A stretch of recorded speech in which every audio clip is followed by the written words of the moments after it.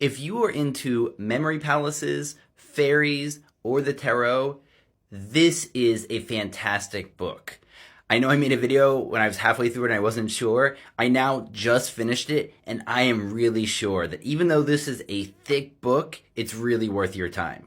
I won't give too much away. I'll just say that this follows a very extended family over a couple of generations, and sometimes they have the same names, like in 100 Years of Solitude type style. It is some magic realism, and you're never quite sure what's happening. And it's why I think it's such a great commentary on the super normal, because no one's really sure about this stuff. But he speaks to what these forces perhaps represent and how they intertwine with people's lives and how tricky they are. It's just fantastic. The writing is quite thick, isn't maybe the word for it, as it is involved. I don't often feel like I should reread a book to get more out of it, especially novels, but this one I could see reading again in a year because he says a lot of really deep stuff that he just slips in and out of some of these long sentences. It also has a very big thesaurus attached. I have not found myself looking up as many words as I did in this book, but I learned a lot of cool words that I could send to my word buddy.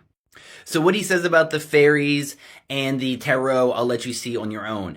What he says about memory palaces is worth sharing because it's not giving anything away, except that there's a character whose superpower is not that they have a memory palace, it's that they have so many memory palaces. They have scraps of them anywhere. And I don't know how this author could have acquired this knowledge except by building their own memory palaces and getting into it.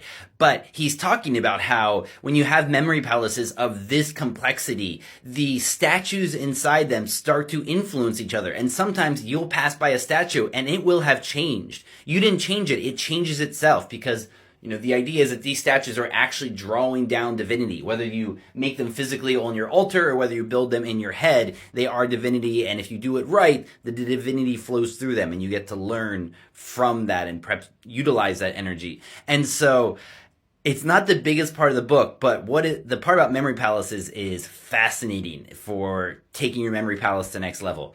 And so not only did I really, really enjoy this very long book, it also introduced me to a wonderful, perfect little forgotten book that I'll talk about in my next video.